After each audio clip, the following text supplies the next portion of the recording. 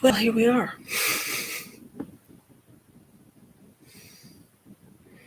Good morning. At least it is here.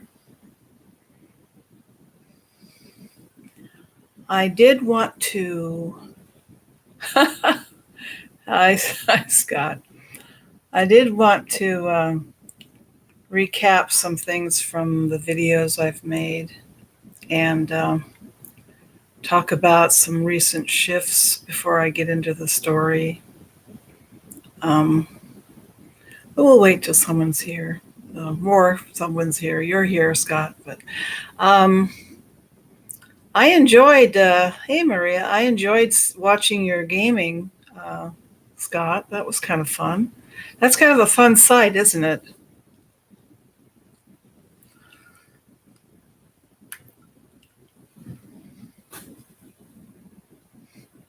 I might try the playing Guild Wars. You do need like a software, don't you, for streaming live gaming, right? Yeah, the place we must not name. She who must not be named. Yeah, yeah. Okay, so I have to kind of figure that one out. But because I could do that. Um, I'd have to do it from my desktop computer because I don't think my laptop can play it. It's old. So, yeah. Well, yeah. Are you gonna? You're still gonna do some other things on your one man ghost hunter channel, right? So that'll be your other channel that you do stuff on. Yeah, the response, and you can do more real time. You don't have as much lag and stuff like that.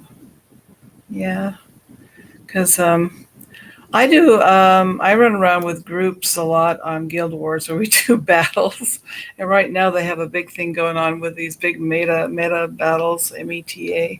Didn't even know what that meant. It's like, well, I'm so ignorant. Um, Someone gave me 10 gold because I'm so new. It's like, you poor thing. I thought was very kind. That's the one. That's the one.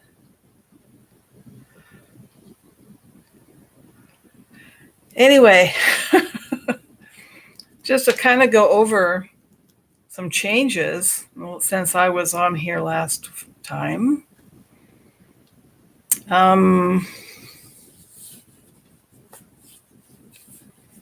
My elbow scar is almost completely flat. It was raised and it was blue and it was up that high right here. Now, as you can see, hardly at all. That happened last shift we had. And that was the Schumann resonance was was like the 30th, 31st, June 1st. Can't talk this morning.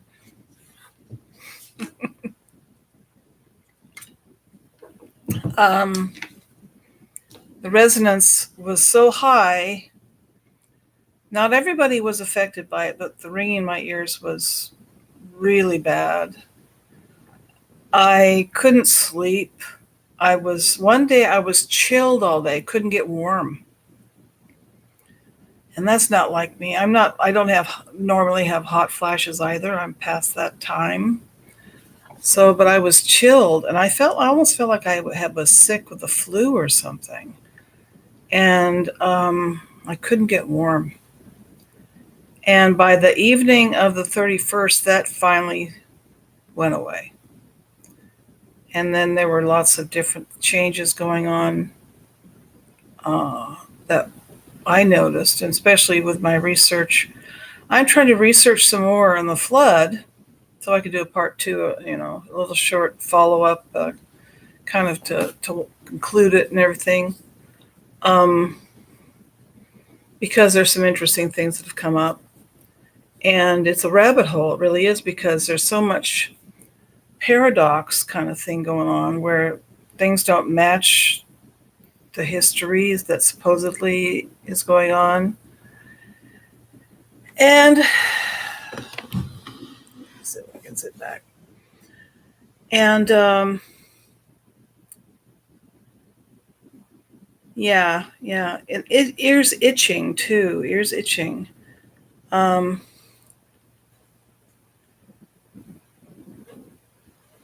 and I'm looking for more supporting evidence of this event, this flood. And I'm not finding a whole lot of things going on of that kind. The kind of weather that's reported is other weather. So I'll be doing a video on that because it was a little strange. What else? Other than the sleeping's been crazy. Absolutely nuts. Yeah. And they're having a flood right now that's supposed to be comparable to it. And yet you're not hearing much about that. And you're not hearing about caskets floating down the river either. And it's like, inconsistency in reporting, inconsistency in what facts are being put out there. Hi, Cupie. I was just saying how my scar changed from being raised up this much to flat again. Of course, I concentrated on it. Please flatten out with the next shift. And each time it went down a little more. It took about 3 shifts for it to come down. So I don't know if I manifested that or not. Maybe we can do that. Maybe we can change things if we really concentrate on it. I don't know. Anyway, I thought I'd tell a ghost story today about a man named Dale Scott who lived in California, not far from where I live, about near San Jose, I think. It's in farmland, probably inland a little more than he used to live, and lived in a place that was very strange. Now, he and his sister, from what I can tell, were in their mid-teens. He was, and his sister may have been like 12, I'm not sure. And their parents lived in San Jose. And if you know anything about San Jose, it's pretty crammed with people. It's very expensive to live. And this was before the big Silicon Valley, how the prices have skyrocketed really ridiculously. And anyway, his parents have a nice home there, but they want to get out. They want to get to the country. So they're looking for homes. And, they're not rich people, not really. So, they have a money limit on how much they can spend. And they look at houses. They have a guy named Jack helping them, the realtor, helping them find a place. And they look at different places, They finally find a place that is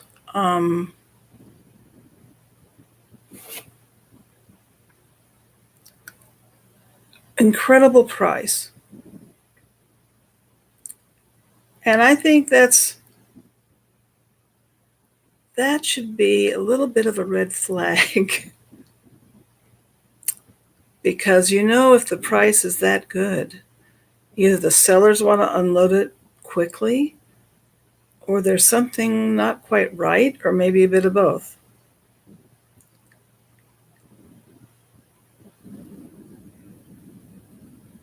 And This house had all this acreage around it, farmland. It was a 11-room farm type house with 2 big bedrooms, upstairs and a small bedroom, and a large bathroom, and the usual kitchen, dining room, family room, and bedroom, and a small bathroom on the bottom floor. Lots of windows, garden that was unkempt but had lots of potential to be fixed up. Dead body in the cellar. Well, you know all about that, don't you, Scott? About dead bodies in the cellar from your uncle, right? Having them sit up and go, whoa. Gosh, that would have been terrifying.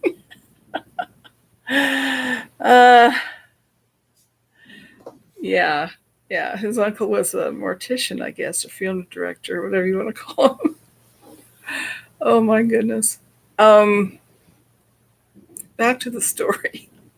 So you have these 2 kids, and the story is from the point of view of the older brother, Dale Scott. And he says that they were very excited. They thought, this is great. The guy shows them the house. There's a few spots in the house that Dale feels a little uncomfortable in. The air's heavy, feels darker,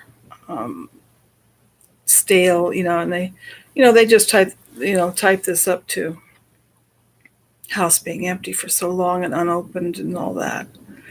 Well, they don't think that they'll be able to afford it, but the parents go home and they talk all night and they make an offer for the place, which is pretty low. And to their surprise, the owners said, fine, take it, it's yours. Yeah. It's like, Well, they have to sell their home, so the realtor has to tell them what to do to get their house sold, and they had to redo the bathroom because it was really done in very tacky. Anyway, but they sold their house very quickly. It's like the universe wanted them in this house. It's like that should, be I guess a red flag too. I don't know. And so they get into the house, and during the day, the house seems fine, and Dale doesn't have a problem with it. But his room, when it starts getting darker, starts getting creepier, and he feels uncomfortable in it. Anyway, time goes on, and it's summertime, so they're fixing up the outdoors. This Dale kid is pretty good about the gardening and gets things all fixed up, and it looks nice. And they have a pool. They had to clean out a doughboy that was half buried in the ground, and they had to clean it out, so they got the pool ready. And everything was great, but things started to happen. And as usual, it's the kids that notice first. And I think that's because they don't have the filters of, I'm not going to accept what's going on. And I'm not going to believe it, wada. So, first things he starts hearing are thumps, bangs, voices coming from rooms. And of course, his father, who is not a believer, doesn't hear any of this, doesn't notice any of this. The mothers, they both work, they're gone all day. So, this is not something they, believe. And you can really prevent yourself from having these experiences if you believe strongly enough that they don't exist. But eventually, if you stay in a place like that long enough, you're going to notice something going on. So they have, things like they hear footsteps. This kid hears footsteps. When he's home alone, they'll be slamming doors in the hallway. He'll check each time. He'll grab the baseball bat and check each time and go up, and all the doors are open. He heard dragging and thumping, crashing. Um, Also heard like his father in the kitchen talking to someone one time. And as he eventually comes downstairs, because his bedroom's on the upstairs, comes downstairs. Well, his bedroom's on the bottom floor, but he was upstairs for some reason. Comes downstairs and goes out and he sees his dad in the garden. He says, "Well, who are you talking to?" And he says, "I've been out here for hours." So who was he hearing? Other events were the lights. Now the father redid all the electrical, all the switches, all the outlets, the wiring, because it was an older house. The house was built like in the 70s, early 70s. And it should have been in better shape than it was, but it was like it wasn't really. I'm not sure. I'm not sure when it was built. I think it was earlier than that. So probably early, probably the 60s it was built, because this is probably, it might be 1975 when he's writing this, 76. So it was built in the 60s. And so here the wiring's been done, everything's been done. They fixed everything up. They've painted, they've carpeted, and they've got this house looking very homey. A nice big kitchen, yada yada. But the voices continue. And as far as he knows, he's the only one that's hearing them, because every time he brings it up, they just shut him down. Hi, GPK. So here we have this house in the country, very isolated, with lots of big trees around it and land. And he's the only one, as far as he knows, that's experienced anything, until one night his sister screams. Sister's a few years younger than him. She took the 60s pink bedroom that had pink shag carpeting and orange and green, pink, yellow, red, purple striped wallpaper. It was just horrific, but she liked it. And she's screaming, and the parents go, "What is it? There's something in here. I saw, shadow," and they think that she's just dreaming or imagining it. And you know what? I think if a kid has an experience, you should acknowledge it, because most kids aren't making it up. I mean, either they're having some kind of sleep difficulty, either like sleep apnea or some kind of brain sleep problem, or they're really seeing something. Either one, you should take it seriously. But I mean, we see this story all the time where the parents just ignore what the children say, and they're not. Children aren't as likely to lie as you think they are. They would prefer not to lie. Most people prefer not to lie, not to have to. And when they're terrified like that, the thought of lying is very far from their minds. They've had an experience. I think we should acknowledge that. People have experiences. We may not know what they are or explain what they are, but they're having something going on. And it's just like people, when they have experiences, if they don't believe in them, they'll say, "Oh, that was my imagination. I was hallucinating." I said, "Well, hallucinations aren't that common, and they don't repeat themselves, in my opinion, that often in certain places in a house over and over. That seems unlikely." So she's terrified, and they're sitting with their backs against the wall in her bedroom, and they see this black, shadowy thing moving in their room. And they stay there until morning. Now, the girl doesn't tell the parents. She does, if your kids don't trust you and believe that you'll believe them, they're not going to tell you stuff. They're not going to tell you. There's a lot to communication that involves trust, and your kids, don't trust that you're going to acknowledge them and believe them. They're not going to tell you stuff. So what would I do? I'd know what was going on. I knew I would know before I bought it there was something there, and I wouldn't have bought it. Obviously, his parents were clueless. Absolutely clueless.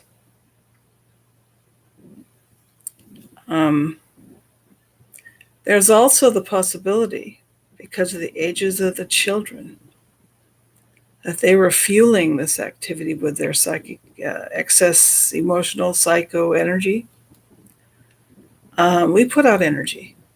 And as you know, teenagers put out a lot of energy, and it's not controlled very well. They have all those hormones. They have all this stresses of social stresses at school. They're trying to become their own person and separate from their parents in their image and all this sort of thing. So I can't help but think that that was a factor. And it's not mentioned in the book, but I think the ages of him and his sister were definitely a factor, because there was a boy and a girl in the right age frame to fuel this activity. Does that mean it didn't exist before? No, because the family who lived before them, they investigated it, had kids, and they had to move away because the daughter knew about an accident that wasn't an accident, and she wouldn't tell. And they moved like far away. Okay, they moved far away. So there were kids in that house too. So, and the fact that parents don't acknowledge it makes the kids have more anxiety, which is also an energy that fuels negativity in a home. Okay? So they're seeing stuff, and the mother starts noticing noises. They keep on saying, oh, that's just the house settling. I'm going, okay, really? I know what a house sounds like when it's settling. It just goes creak, little noises. It's not significant. It's not the same noise over and over. Come on. So you have all these clueless parents, and the kids are just experiencing some terrifying things. They're subtle, but they're terrifying to the kids because they feel alone. They feel like that nobody will believe them. So they're trying to deal with this emotionally by themselves, which isn't helping the energy either. So there's one incident where the girl, the mother had another baby, a little boy, and they put him in the little bedroom upstairs next to the parents. And the girl also bedrooms upstairs. So the girl is about to go to the bathroom, and she looks in on the baby. And they hear this huge crash and the cry out. And so the parents are up like immediately and to see what's going on. And they find their girl on the ground. And, she was headed toward the bathroom. She's on the ground in front of the bathroom. And they said, well, what happened? And the woke up the baby, of course. Babies are light sleepers for some reason, some of them. And she says, well, the door was open of the bathroom. And I was heading there, and I just stopped a moment to look in on the baby. And it was, dark. And I walked right into the door because it was closed. So this was doors opening and closing was a common thing. The lights flickering, going off and on, common. They had a piano that would play all by itself. And this kid would try to, and the parents would say, who did that? Who did that? And they said, no. And things would go missing. First things that went on there was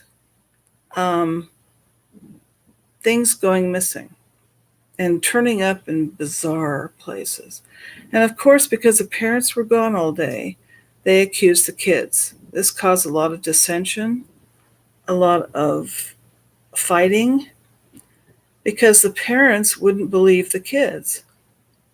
Now, kids will pull a joke once in a while, but this was getting ridiculous.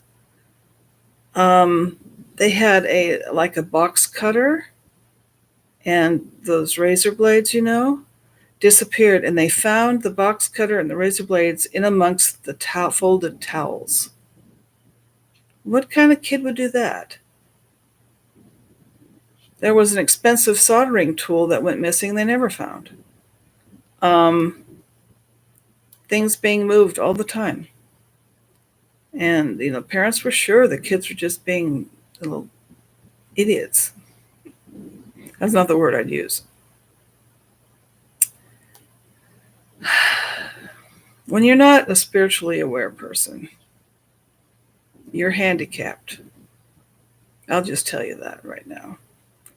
If you're not aware that there's more to the world around us than the things we obviously see, you're at a disadvantage. Because you could buy a place like this and be totally clueless and then stuck with it. Well, yeah, they weren't antiquers, though. You see, don't mention energy others can attach or things can attach onto. That isn't super, super common. I do get things from the thrift store, but I always cleanse them and clear them before I bring them home. When I bring them home, I cleanse them. But I do Reiki, and that's kind of part of what my energy does if I touch something anyway. I don't have trouble with that. But I would certainly, if I saw something and I'd say, no, I don't want that. There's something that gives off a bad vibe, I wouldn't buy it. I don't care what it was. Mom didn't raise no fool. And I know a lot of people think that I'm just weird. It's like, well, it's worked for me. So here we have music playing. This kid would be watching TV and he would just try to. The dining room was the creepiest place down on the bottom floor. It was creepy there. And you'd have to, if you were in it, he says it was like everything else outside the dining room was muted. It's like you couldn't hear people talking in the kitchen hardly at all, even with the door opening. That there was some kind of a muted, heavy, suffocating kind of energy in there. And when they watched TV, he would just, how can I get to the kitchen and get my snack and get back without looking into that room? I think that's the room they had the piano in. And the girl, she watched Channel 2, which is a San Francisco channel, so they're not too far from the Bay Area. And she said, her brother says, well, why don't you watch something else? She says, I can't watch anything else. He says, what do you mean? He says, no matter what channel I put it on, it goes back to Channel 2. And he says, oh, that's ridiculous. He changes the channel, and as he's leaving the room, the channel turns to Channel 2, and she's still sitting on the couch. And this is not the day of remotes, okay? This is when you had to go up there and actually change it. And they don't have neighbors that could interface with the remote on their highlights.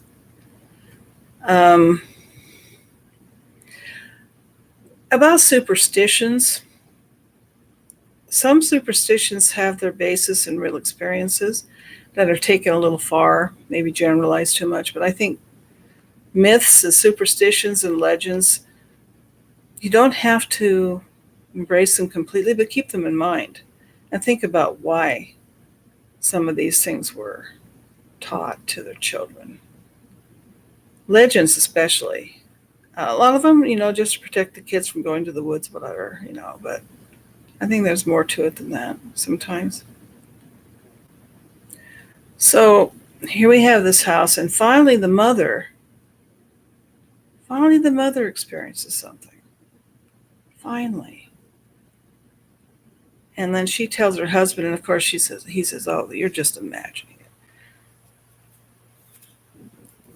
Until he experiences the crashing sounds, the slamming doors, the sounds from his own bedroom when there's nobody up there and things like that.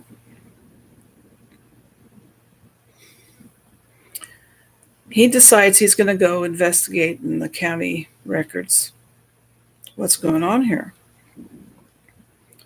Well, there was a man that lived there, Herbert or something like that, and he had died when he was working in town. This is quite a long time ago. Never got to enjoy his house, and they thought it was him haunting it, so we'll call him Herbert. So the mother kept talking. They would talk to Herbert, and if he started making a lot of noise, they said, "Stop it, Herbert," whatever. And that seemed to help. Whether it was really him or not, I don't know. But the big mistake they started to make was the mother had a friend who was a little irresponsible about spiritual things. She brought a Ouija board to the house. And she obviously did not know what she was doing. I don't recommend using them. I don't own one.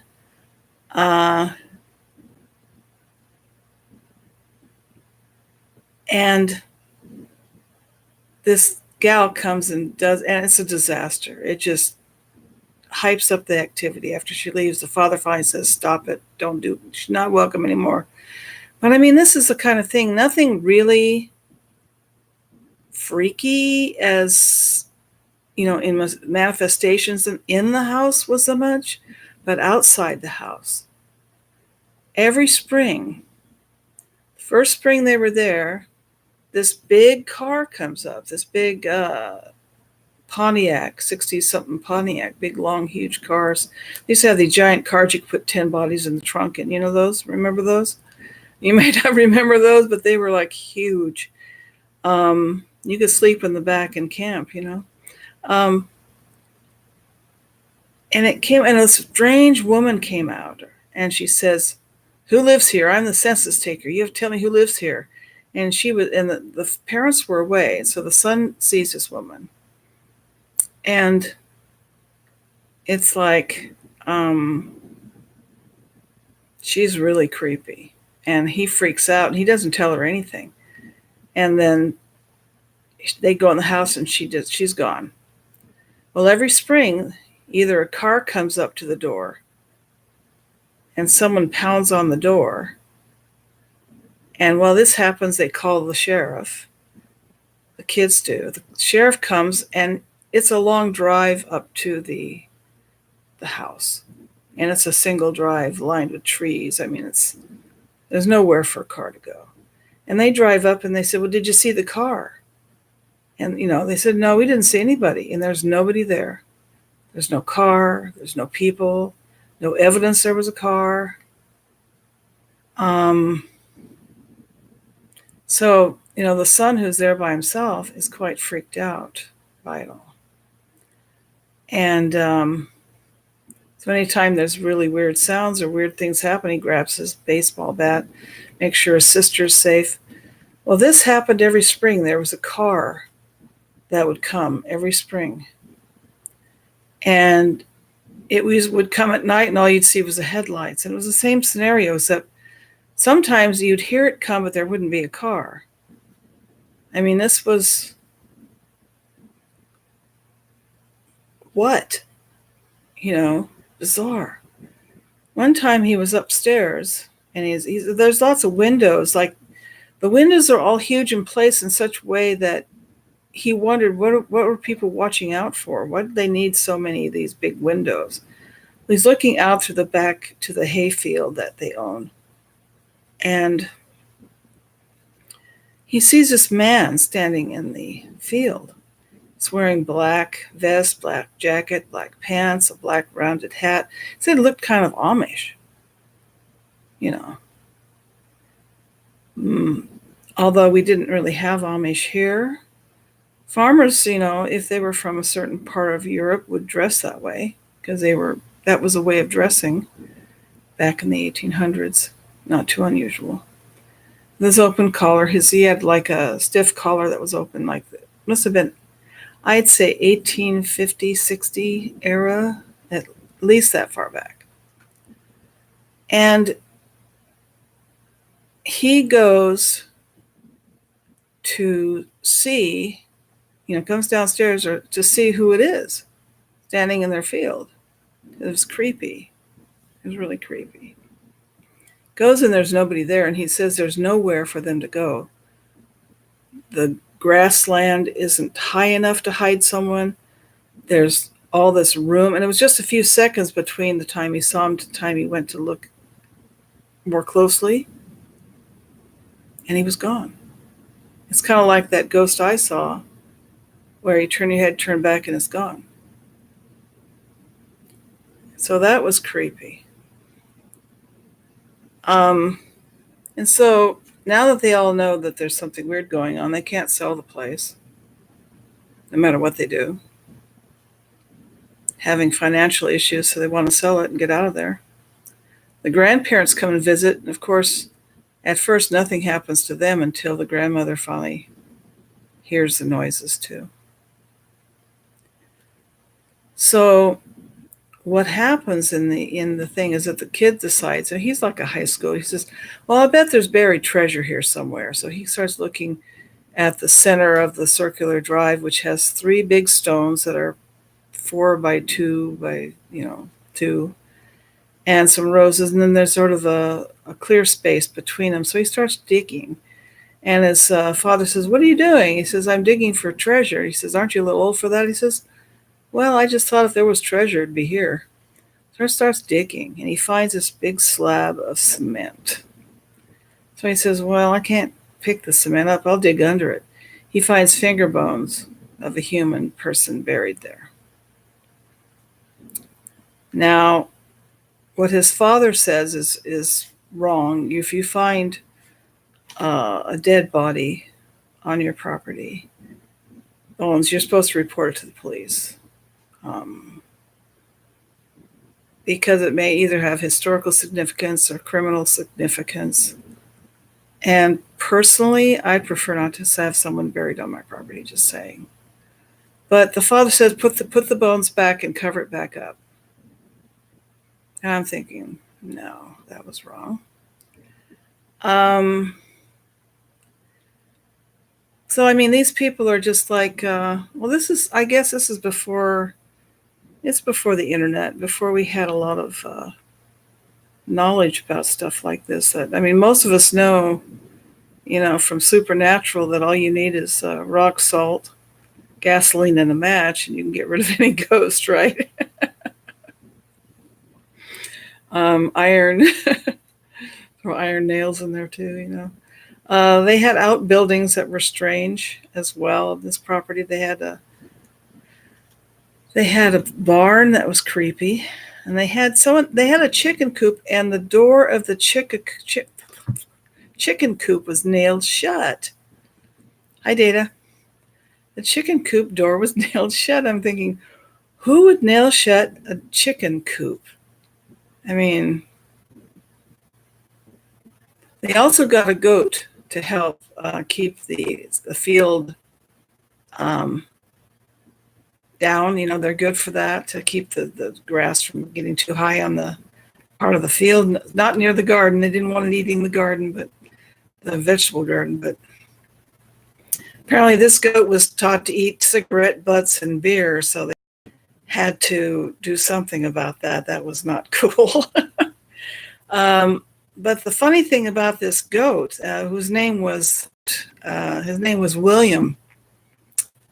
But they called him the goat from hell, but his name was William. They didn't name him. It was naming a billy goat William is not, I guess that's supposed to be funny. Anyway, excuse me, it's a drink of water. Anyway, this goat's behavior is very strange. Anytime the goat got loose, it had like 8-inch little horns, it would get out and it would butt the house.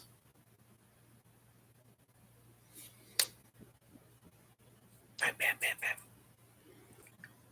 I don't know about you, but that's really strange behavior. It's like, he was angry at the house. Or kept him in that field, But someone broke into their house and stole Christmas presents and stuff, and just ransacked the house one day. And they decided to get a big dog, and they got themselves a big German Shepherd. And they had him out in the side yard, chained up with a long chain so that it could, wander quite a ways. I guess, except when they were home. If they were home, this at night, but during the day they'd have them loose or whatever. But instead at night the dogs start barking, and they'd go look, and there wasn't anything there. And they thought he wasn't a very good guard dog if he barked at nothing. And I'm just going, how stupid are you people? just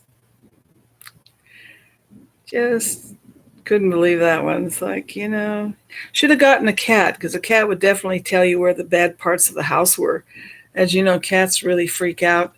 If there's a energy in a certain part of the house, they won't go there.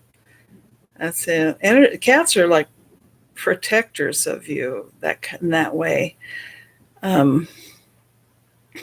As a side note, cats have brains like us and have way more brain cells than dogs. So I like dogs, but dogs rule, cats rule when it comes to intelligence.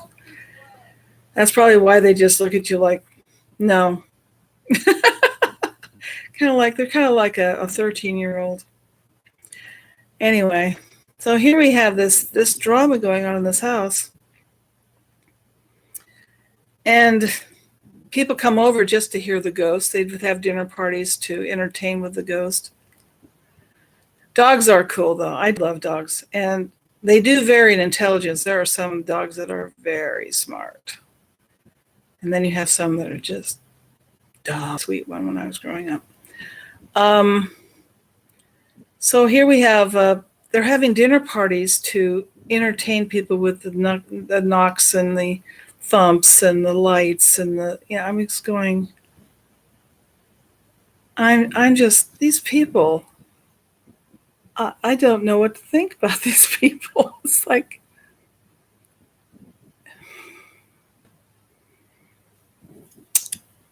your resident spirit is not here to perform for you.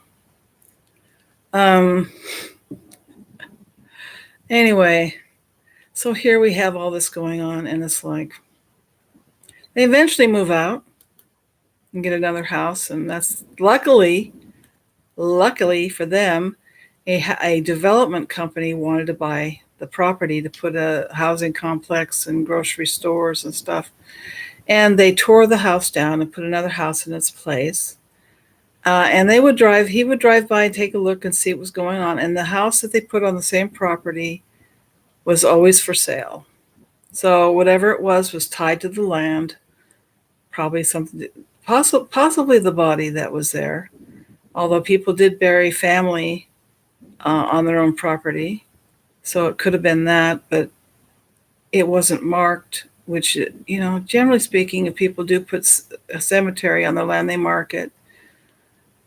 But if, when it was built the first time, whoever sold the land took the markers out or something, that's considered a desecration, and you're asking for some problems, personally, in my opinion. I think that we should respect the people who have passed, especially the resting place, where their earthly remains are, because there's a lot of emotion attached to that spot. But other people may not have a problem with that. It could have been the man who used to own it. But, because he saw that man in the field, I was thinking, well, what if a farmer lived not far from there and that was their family cemetery, and the house is like, for all we know, the house may be on top of other graves. It's like, people do this all the time to sell land. They just, we'll just take the headstones out. They'll do a farm over it. They'll build houses over it.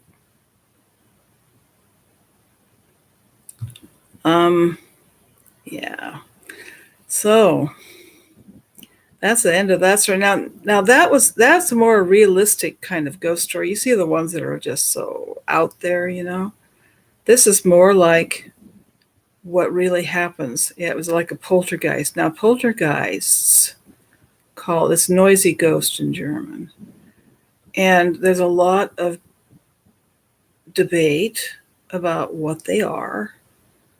I know that some of them think it's this energy that manifests into a intelligent kind of force. If it's bad enough, it becomes an entity of its own. It's created from 0 point into reality. It's like manifesting. It's manifested by these kids, or whatever, coupled with the energy already there. Probably had something to do with it. So, you know, I've never, now in my house, my sister used to see a little white dog running through it, and my daughter's seen it, and we've had some bizarre, nothing serious. There's a elemental or something in my backyard, totally not harmful, nothing harmful, nothing overt, and I bless and pray over my house and family often enough that I think it keeps it pretty calmed down. Plus, we're a very quiet family. We're not the yellers. We don't like to have the TV loud. We don't, we're all gamers, kill, kill, kill. We get our angst out that way. But so I mean, we've had a few bizarre experiences of that. Not nothing.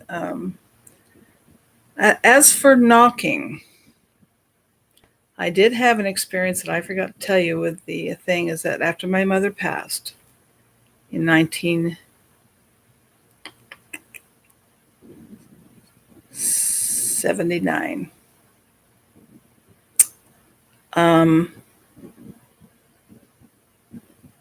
my little boy, Andrew, who is now married and lives in Canada, all 6'7" of him, was a baby, and I was rocking him because he had an ear infection. I had to take him in. He was really quite sick. And I had my in-laws about to come over to help. And that was, yeah, I was only 35 when my mother passed. That really sucked. But anyway, I told my mom before she got really sick, I said, if you come to visit me, knock first, okay? I was just teasing, how, we were able to joke a little bit about passing. She had a great sense of humor. Well,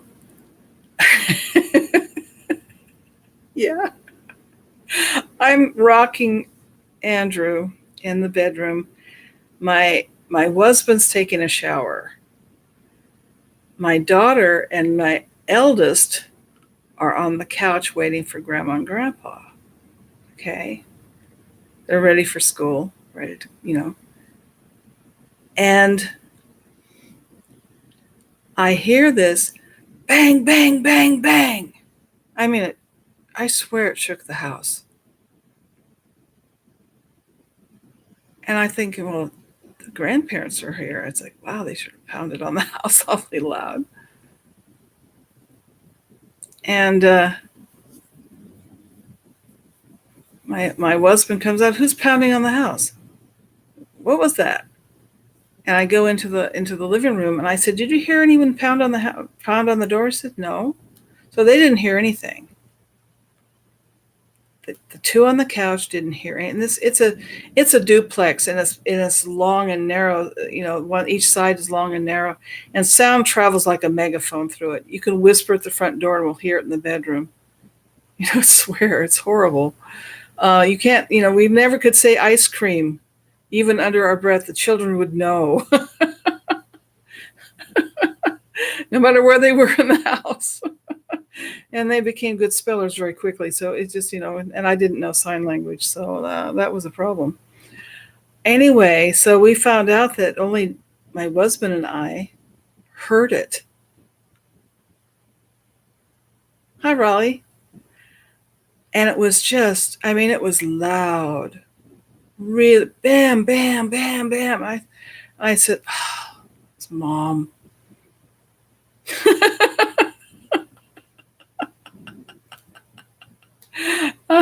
I knew the minute that happened, I realized the kids didn't hear it. I knew it was my mother. It was my mom because her sense of humor was,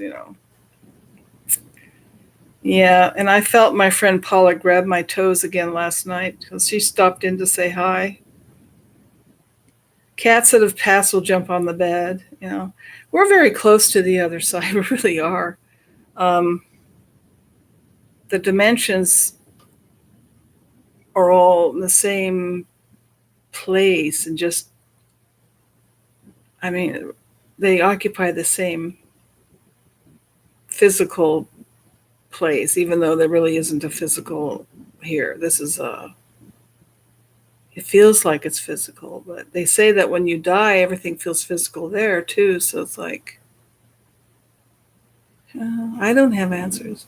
I just know that if you get a creepy feeling looking at an apartment or a house, I would think twice before buying it. Now there's a law here about stigmatized properties, they call it. There's several laws throughout the country that if something horrific happened there or someone died in the house, they have to tell you before you buy.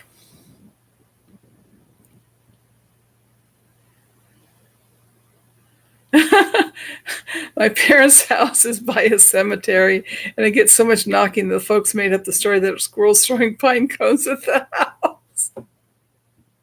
I love that. Well, bless their hearts. My goodness. Well, at least they were aware. Um, so just to say, it's like, well, yeah, if you get a creepy feeling, I think we need to pay attention to our intuition because I think, especially those of us who are traveling timelines, that somehow because we are, uh, that band-aid of ignorance is ripped off each time we shift. So we can pretend things don't happen, but then it shifts again and we just go, oh yeah, I remember now. Oh yeah, a new world to discover. Yeah, trust your feelings. I think we're more aware than you realize. I mean, I was at, the TV show Dynasty. I went there on a tour. It's a beautiful place. And we went there into an orchid nursery that grew orchids, which was just, oh my goodness. You would not believe the gorgeous orchids I saw there. Just unbelievable. But this house that they filmed Dynasty in purported to be haunted. It's a beautiful place, and I'm following behind with my regular film camera, which I used to take a lot of pictures with, and I feel something following me and throughout the whole house. And it wasn't anything. I think it was the lady of the house going, "What are you doing? Are you taking pictures of my house?" And I said, "Well, I'm just. It's such a beautiful home. I just want to take pictures. I'm talking to this thing all the way through the place, trying not to offend it." Oh, yeah. Well, I think there are spirits. I think there are different levels of spiritual stuff. Yeah. Yeah. But my mother, I dream of my mother more than I feel her. I'll dream of her more than I will. And that's sometimes I dreamt of my brother after he died, where he said goodbye to me, gave me a hug, and he looked healthy and strong and everything. That was a very, very vivid dream. And those are called visitation dreams. And I believe in those very fully, that we connect to the other side through our dreams.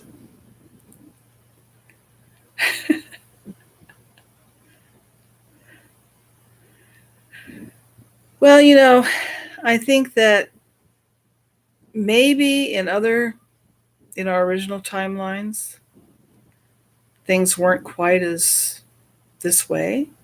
But we're seeing myths and stuff become real. We're seeing cryptids being seen by credible people. I mean, this is the reality of what we're seeing now. And try to keep an open mind and try to believe people when they say they see something. We don't know what they're seeing necessarily, but we know they've seen something. And to just tell them they're crazy or imagining it is a terrible thing to say, because it makes them feel devalued and disrespected. Because believe me, most people wouldn't tell you things like I'm telling you if they, you know, if they didn't think somebody would believe them. Although I honestly tell you a lot of these things because my daughter wanted me to tell these things online. Hi, UK. I am going to do a follow-up video on the flood, and it's a rabbit hole. It really is, and I'm just like going, no, I don't want to be the one known for ME weather stuff, but I don't know what's going to happen. It's like, you go where the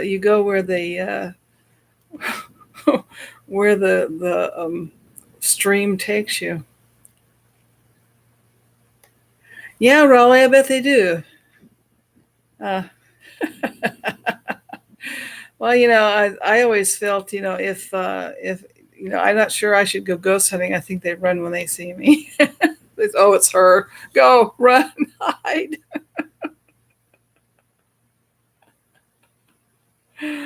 Oh my goodness.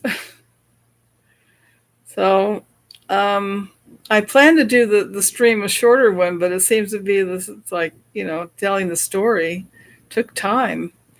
But I mean, it was very credible because there wasn't anything really huge and overt about the story. There were just it wasn't one big thing. It was a lot of medium to small things that happened in this house, which is more like the reality of what most manifestations in a house are. They're not like seeing the gray lady walk down the stairs. Well, that's fine. Why don't you do a stream, Raleigh, where you talk about your family and NASA and all that? And that might be interesting. Yeah. Or you can talk here a little bit, but why don't you have your own stream and do it live, and we can all go in there and chat with you while you're telling us? Or make a video. Yeah. Because that way only people that are interested would come and you wouldn't get so much flack, because I'm willing to listen to anybody's opinion if they're sincere and they're honest and they're not trying to BS me.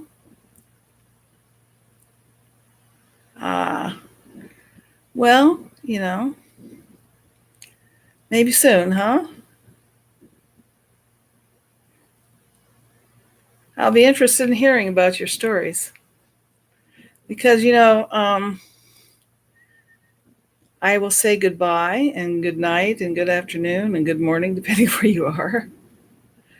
I don't like Elon Musk. I mean, and my son says, well, he's the reason why we can do, pay online. And, he did that program. I'm going, I don't care what he did. There's just something about him I don't like, and I don't know why. But I trust my feelings, okay? Trust your feelings. You all take care. So nice to see you all, and be well, and see you next week. Bye-bye.